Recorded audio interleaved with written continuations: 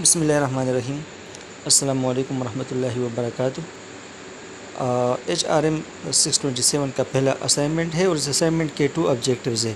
ایک یہ ہے کہ آپ اس سیناریو کو انالائز کرنے کے بعد اور ریڈ کرنے کے بعد آپ میں کیس بیس سلوشن کی صلاحیت اور اس کو سمجھنے کی صلاحیت وہ پیدا ہو۔ دوسری بات یہ ہے کہ اسٹوڈنٹس وہ جاب کریکٹرسٹک ماڈل سے فیملیئر ہو جائے، اور دوسری بات یہ ہے کہ جب وہ جاب کو ڈیزائن کرے تو اس کو یہ اندازہ ہو کہ جاب کریکٹرسٹک ماڈل یہ جاب سیٹسفیکشن کے لیے کتنا امپورٹنٹ ہے۔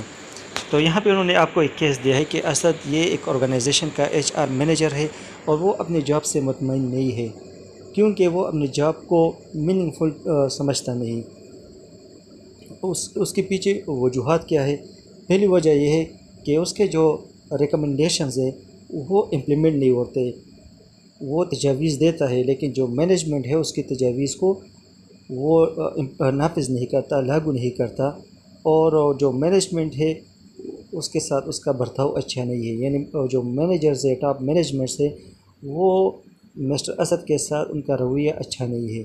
اور ایک دفعہ اس کی سرزنش کی گئی جو اس نے ریمونریشن پیکج ریکمنڈیشن تیار کیے جب لیبر یونینز وہ اسٹرائک پر تھے اور امپلائرز اور یونین ممبرز کا آپس میں ٹسل تھا، تو اس نے ایک پیکج ریکمینڈ کیا کہ ان کی سیلریز اتنے بڑھائی جائے۔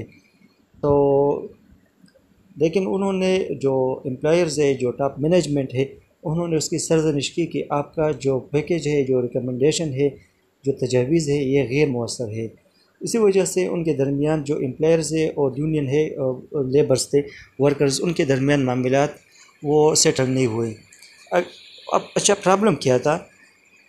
پرابلم یہ تھا کہ اس نے جو پلان تیار کیا تھا ریمونریشن کا وہ امپلیمنٹ نہیں ہوا، اور اسی وجہ سے اس کو ظالمانہ طور پر، غیر منصفانہ طور پر اس پر الزام لگایا گیا کہ اس نے ایک ناقص پالیسی بنائی تھی۔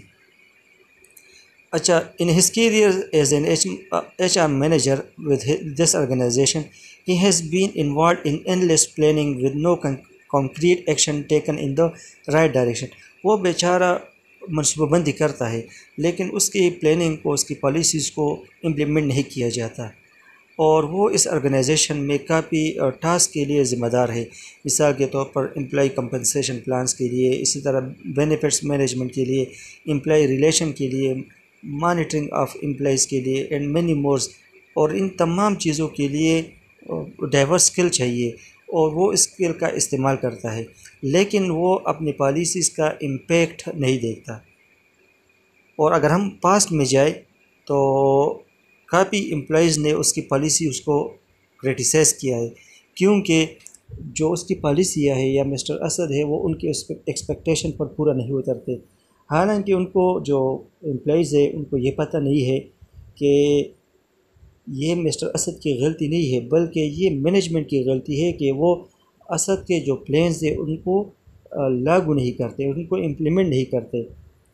اس کے ساتھ ساتھ جب اسد وہ ہائی اپ کے پاس جاتا ہے، ہائر اپس کے پاس، ٹاپ مینجمنٹ کے پاس، کہ میں ایک سرٹن پالیسی بناتا ہوں، اس کے حوالے سے آپ مجھے فیڈ بیک دیں، تو انہوں نے اس کو پراپر جواب نہیں دیا کبھی بھی، بلکہ تو اس کو پراپر رسپانس نہیں ملا، بلکہ اس کو کہا گیا کہ آپ اپنی پالیسی پہ نظر ثانی کریں، اس کو ریوائز کریں۔ تو اسی وجہ سے وہ ڈسہارٹن ہوا اور اس نے سوچا کہ جو میں منصوبہ بناتا ہوں it is not bringing any fruition, یہ اس کے کوئی فرویشن کا مطلب یہ ہے کہ کوئی اس کا فائدہ نہیں ہے، کوئی اس کا مطلب یہ ہے کہ اس کے ثمرات نہیں مل رہے ہیں، اور اس کے جو توانائیاں ہے وہ بیکار نظر ثانیوں میں ضائع ہو رہی ہے۔ تو یہاں پہ آپ نے دیکھا کہ مسٹر اسد بیچارے کے ساتھ آرگنائزیشن میں کافی ظلم کیا جا رہا ہے۔ تو ریکوائرمنٹ یہ ہے کہ آپ اسد کے جاب کو ڈائسیکٹ کریں، اور according to the job characteristic model اس کی جو جاب ہے اس کو ڈائسیکٹ کریں تاکہ آپ اچھی طرح اس کو انالائز کر سکیں جاب کریکٹرسٹک ماڈل کے تحت، اور یہ معلوم کرے کہ کون سے فیکٹرز ہیں جو کہ مسٹر اسد کو وہ ڈسسیٹسفائیڈ کرتا ہے، اور پھر آپ ہر فیکٹر کی نشاندہی کریں اس کیس میں، اور آپ ہیومن ریسورس ڈیولپمنٹ کے اسٹوڈنٹ کی حیثیت سے آپ کے ویو کے مطابق how can these dissatisfaction inducing factors be converted into satisfaction inducing factors, کہ کس طرح یہ جو فیکٹرز ہے جو جس سے مسٹر اسد وہ ڈسسیٹسفائیڈ ہے، آپ ان فیکٹرز کو چینج کریں گے اور اس کا حل نکالیں گے تاکہ مسٹر اسد دوبارہ موٹیویٹڈ ہو۔ تو یہاں پہ انہوں نے آپ کو آلریڈی ایک میٹرکس دیا ہے اور اس میں آپ نے اس کے مطابق آپ نے آنسر دینے ہیں۔ دوسری بات یہ نوٹ کریں کہ آپ کا سلوشن 300 ورڈ سے زیادہ نہیں ہونا چاہیے، اور اگر 300 ورڈ سے زیادہ ہوئے تو اس کے آپ سے مارکس وہ کم ہو، وہ کہتے ہیں کہ 1 mark will be deducted for every 20 words added beyond 300 word limit۔ اگر 300 سے آگے 20 الفاظ کا آپ اضافہ کریں گے تو ایک نمبر آپ سے کاٹ لیا جائے گا۔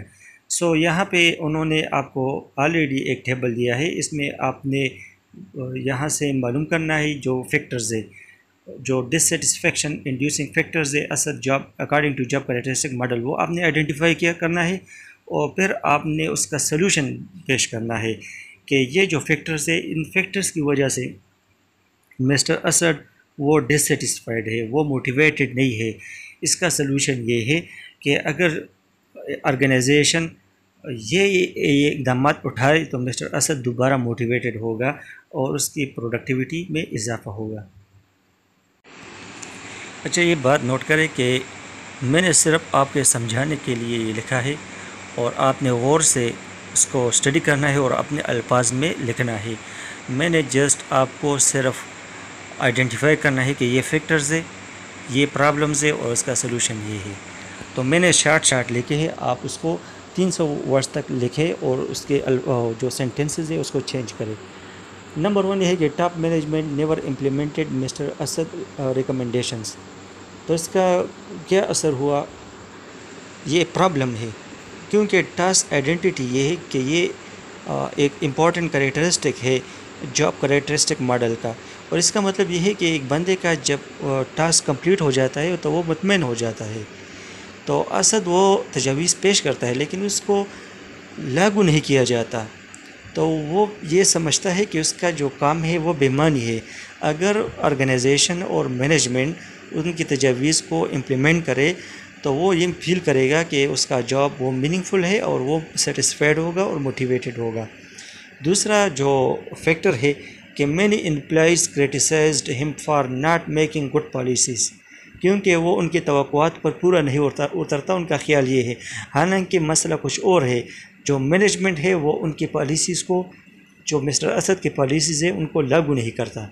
تو ٹاسک سگنیفیکنس کا مطلب یہ ہے کہ مینجمنٹ اگر اس کی پالیسیز کو امپلیمنٹ کرے تو مسٹر اسد وہ زیادہ موٹیویٹڈ ہوگا، کیونکہ ٹاسک سگنیفیکنس کا مطلب یہ ہے کہ جب بندہ ایک کام کرتا ہے اور اس کام کے اثرات وہ دیکھتا ہے کہ ایک آرگنائزیشن کو میری کام کی وجہ سے فائدہ ملتا ہے، دیگر ملازمین کو فائدہ ملتا ہے، دیگر لوگوں کو فائدہ ملتا ہے، تو اس سے موٹیویشن میں اضافہ ہو جاتا ہے۔